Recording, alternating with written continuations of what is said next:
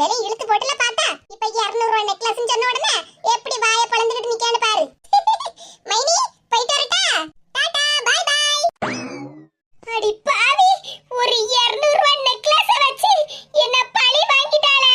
எவ்வளவு திமிரு இருந்தா இவ என்னையே ஏமாத்தி இருப்பா. நெக்லஸ் நெக்லஸ்னு வாய்க்கிலேயே சொல்லிக்கிட்டு கடைசில என்கிட்ட 200 ரூபாய் பித்தாள நெக்லஸ் கொடுத்து ஏமாத்திட்டு போயிட்டாளா. இன்னைக்கு உன்னை விட மாட்டேமட்டி. நீ யாரை ஏமாத்தின? மேனகாவாக்கும். உன்னை சும்மா விட்டுருவேன்னு நினைச்சாடி நீ நிம்மதியா வெளிநாட்டுக்கு போயிருவியாக்கும். அடியே ரேவதி, என்னையாட்டி நீ ஏமாத்தின?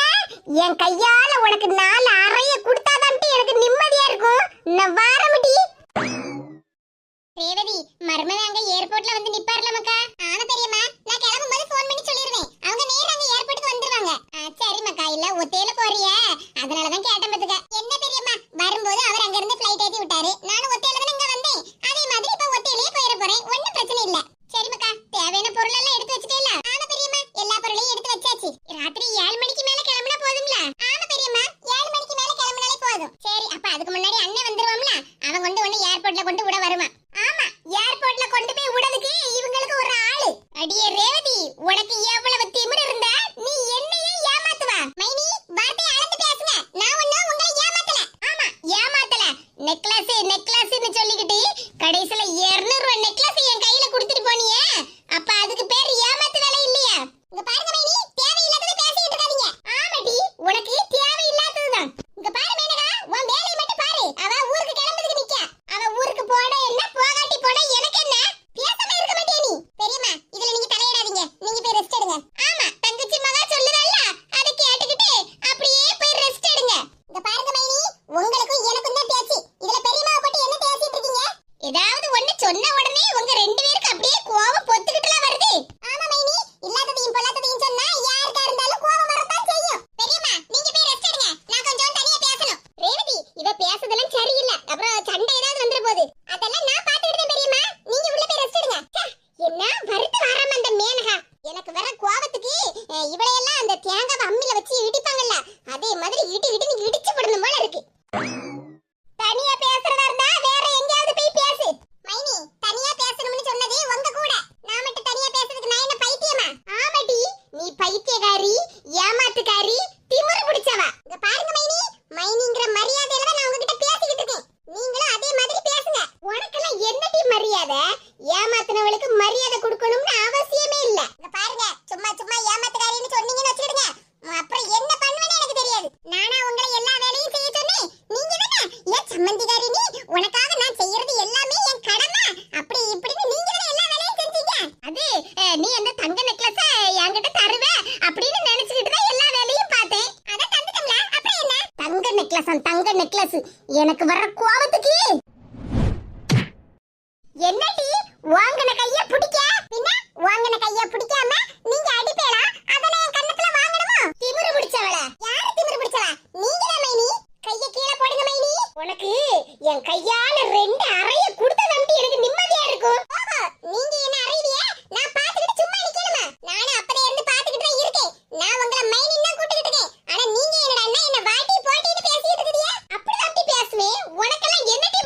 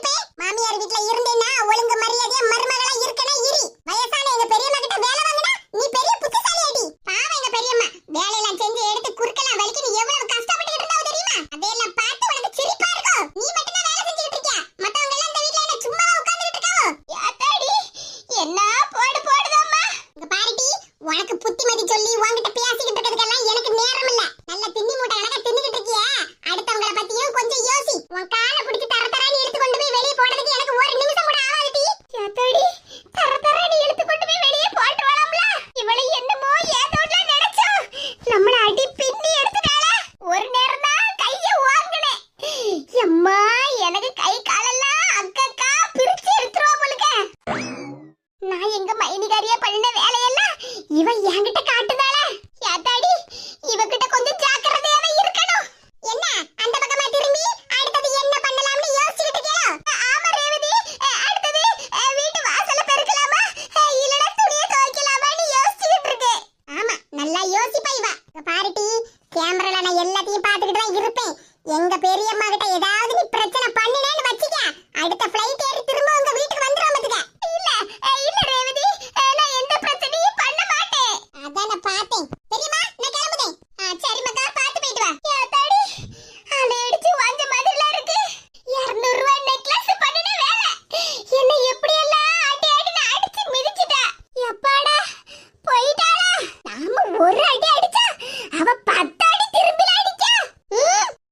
ரேவதி ஒண்ணு இல்ல, ஒண்ணு பத்தி நான் எதுவுமே சொல்லல. ஜாக்கிரதை. ஆமா இனி நான் உங்க எல்லார்கிட்டயும் ஜாக்கிரதையா தான் இருப்பேன்.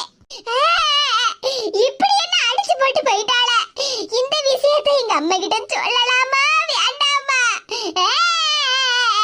யாத்தாடி இவ அடிச்ச அடியில என் கண்ணே கலங்கி போயிட்டேன். கை கால வேற முறிச்சு போடுவேன்னு சொன்னாளே. எப்பா எப்பா எப்பா அமைதியா இருந்தவா இப்படி ஆக்ரோஷமா மாறுவான்னு நான் கொஞ்சம் கூட நினைச்சே பார்க்கலம்மா. யாத்தாடி புத்திசாலித்தனமா மாமியார் கிட்ட வேலை வாங்கினதும் போதும், இவகிட்ட அடியும் மிதியும் வாங்கினதும் போதும்டா சாமி. இனி கொஞ்சம் அடங்கிதான் இருக்கணும். இல்லன்னா இவ சொன்ன மாதிரி என் மாப்பிள்ளைக்கு இவளே பொண்ணை பார்த்து கல்யாணத்தையும் பண்ணி வச்சு வெளிநாட்டுக்கே கூட்டிட்டு போயிருவா. யாத்தாடி இவளை கம்பேர் பண்ணும்போது எங்க மைனி சின்ன பொண்ணு எவ்வளவோ பரவாயில்ல. அடிக்கிற அடி எல்லாம் இடி மாதிரில விழுந்துச்சு. அம்மா யாத்தாடி வாங்கி வச்சிருந்த காயத்ரி மைனி தைலம் எங்க இருக்குன்னு தெரியலையே. அம்மா கடவுளே என்ன அடி. அம்மா நடக்க கூட முடியலம்மா. யாத்தாடி நாம இவளை பத்தி நினைச்சு வச்சிருந்ததே வேற. ஆனா அவ எல்லாத்தையுமே செயல்ல காட்டிட்டாளே. உப்புக்கு சப்பானியா இந்த வீட்ல இருக்கான்னு நினைச்சேன். ஆனா சப்பு சப்புன்னு 4 அறை விட்டதுல என் கண்ணே கலங்கி போச்சே. யாத்தாடி இனி யாரையும் ஆளை பார்த்து எடை போட்ட கூடாதும்மா. கொஞ்சம் கூட நான் நினைச்சே பார்க்கல நம்மளை இப்படி எல்லாம் அடிச்சு போடுவாடு. என்னத்த செய்ய, ஒருவேளை நமக்கு இப்ப நேரம் சரியில்லையோ என்னவோ. இத்தினூண்டு கிடக்கா, ஆனா ஒவ்வொரு அடியும் இடி மாதிரில இருந்துச்சு. எப்ப எப்ப எப்ப இவ இப்படி எல்லாம் இருப்பான்னு நான் கனவுல கூட நினைச்சு பார்க்கல. ஆனாலும் இவளுக்கு திமிரு ரொம்பதாமா அதிகம். எனக்கும் அவளுக்கும் வயசு ஒரே வயசா இருந்தாலும் நான் இந்த வீட்டு மருமகள்ல, அவ அண்ணன் பொண்டாட்டில, அப்ப எனக்கு கொடுக்க வேண்டிய மரியாதையை அவ கொடுத்துதான் ஆகணும். ஆனா கொஞ்சம் கூட நினைப்பு இல்லாம என்ன ஏறி மிதிச்சு கீழே தள்ளி போட்டு 4 அறை பலார் பலார்னு விட்டா பார்க்கணும். ஐயா கொஞ்ச நேரம் இப்படியே படுத்து ரெஸ்ட் எடுப்போம். என் மைனிகாரி கூடயும் சண்டை போட்டு அடியெல்லாம் வாங்கியிருக்கேன். ஆனா இந்த ரேவதி என்ன கும்மாங்குத்துல குத்தி போட்டா. ஐயா கடவுளே, சூட ஒரு கப் காப்பியை குடிச்சா நல்லா இருக்கும். நமக்கு யாரு போட்டு தருவா? எப்படி எல்லாம் பாட்டு பாடி துள்ளி திரிஞ்சிட்டு இருந்தேன் இந்த வீட்ல. இப்ப ஏன் சோக கதையை கேளு தாய் குலமே. இப்படி பாட வச்சுட்டாளே அந்த ரேவதி. நீ என்ன அடிச்சு போட்டுட்டு இப்படி வெளிநாட்டுக்கு கிளம்பி போயிட்டடி. ஆனா உன் மேல எனக்குள்ள கோபம் குறையவே குறையாது. என்னைக்காவது ஒரு நாள் என் கையில மாட்டுவேல்ல, அன்னைக்கு இருக்குட்டி உனக்கு ஆப்பு. எம்மா எப்ப எப்பா ரேவதி 2 அடியை எனக்கு போட்டா. அதுக்கப்புறம் என் மாமியாரி என்ன சொன்னா, இடி ரேவதி என் சார்புல கூட 2 அடி சேர்த்து கூடிட்டின்னு சொன்னா. அந்த வார்த்தையை கேட்டுட்டு அந்த ரேவதி என்ன போட்டு சாத்து சாத்துன்னு சாத்தி எடுத்துட்டா. மாமியாரே இருங்க, உங்க எல்லாருக்கும் சேர்ந்து ஒரு நாள் நான் ஆப்பு வைக்க போறேன் பாருங்க. மாமியாருக்கு ரேவதியை பார்த்த உடனே திமிரு கொஞ்சம் கூடதான் செய்ய.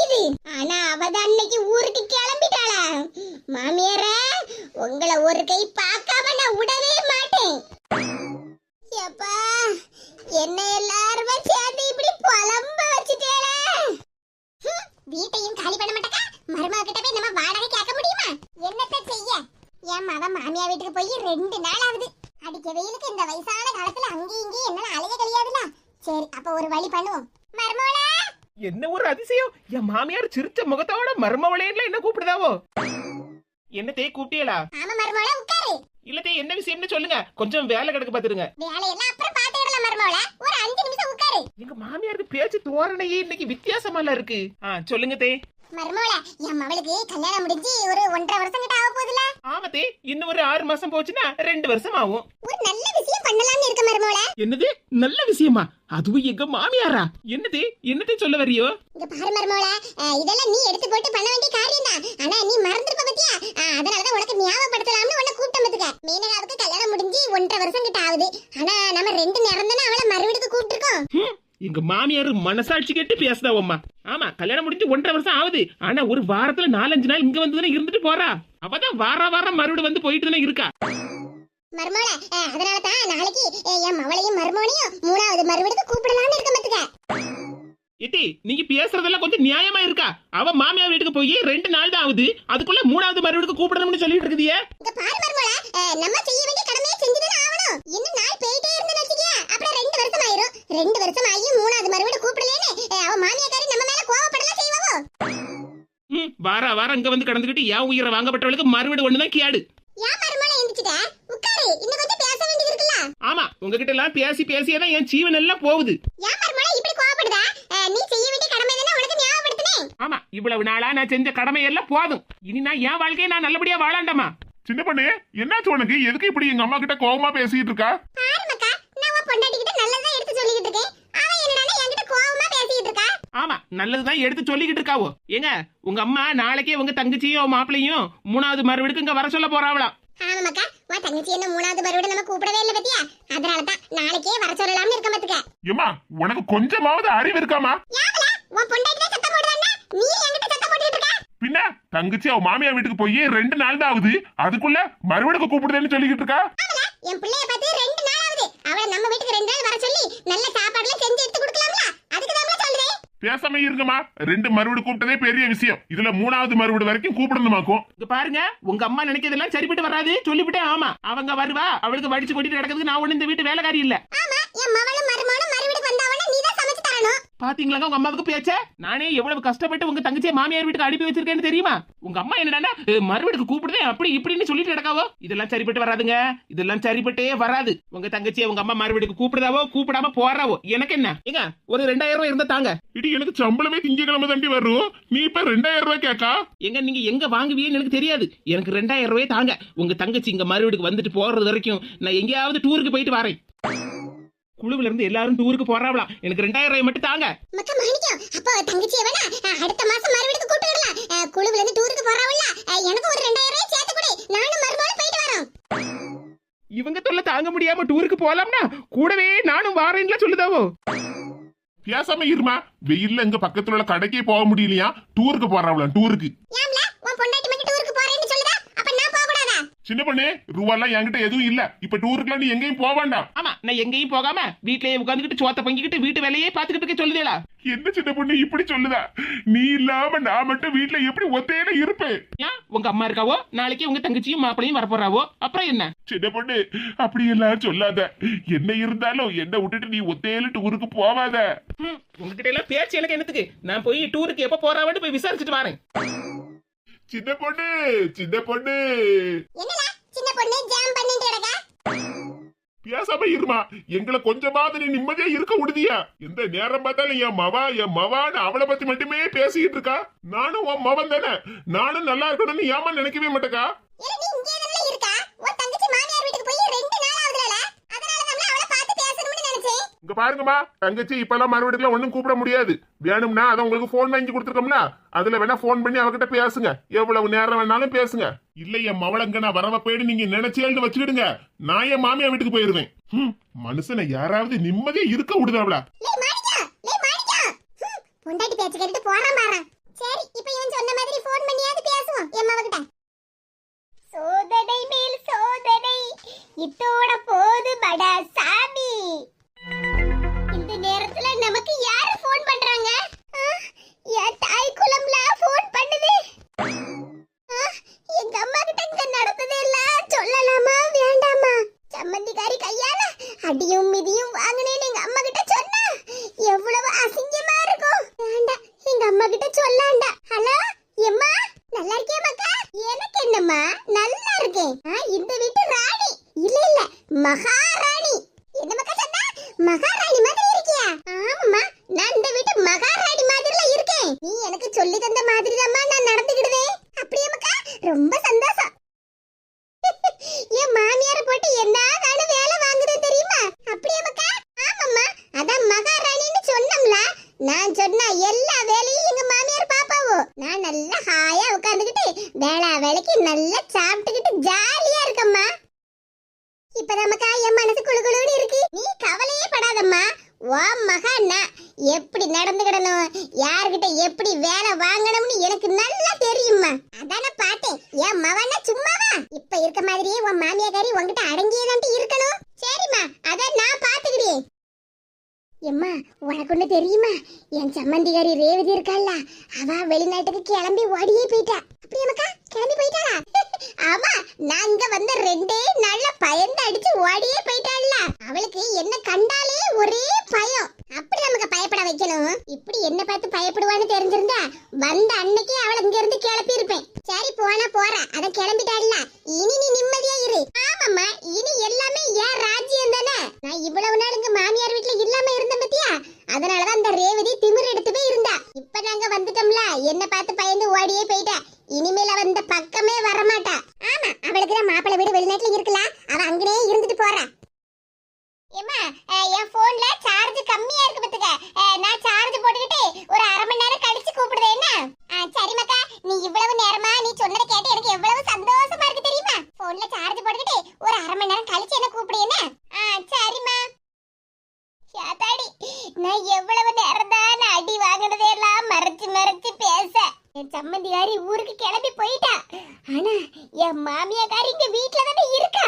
கூட 2 அடியை சேர்த்து குடுங்களா சொன்னாவோ. இன்னைக்கு எங்க மாமியாருக்கு ஒரு பாயாசத்தை போட்டாதான் எனக்கு இன்னைக்கு நிம்மதியா இருக்கும். பாயாசத்துல பியாதி மாத்திரையா இல்லனா தூக்க மாத்திரையா மிக்ஸ் பண்ணலாமா? உங்களுக்கு என்ன மாத்திரை பிடிக்கும்னு சொல்லுங்க, நானே பாயாசத்துல கலக்கி உங்களுக்கு தாரேன். நீயா? நானேதான். உங்களுக்கு எவ்வளவு திமிரு இருந்தா எங்க பெரியம்மாவுக்கு பாயாசத்துல பேதி மாத்திரையால தூக்க மாத்திரையால கலக்கி கொடுக்கலாம்னு சொல்லிட்டு இருப்பியோ?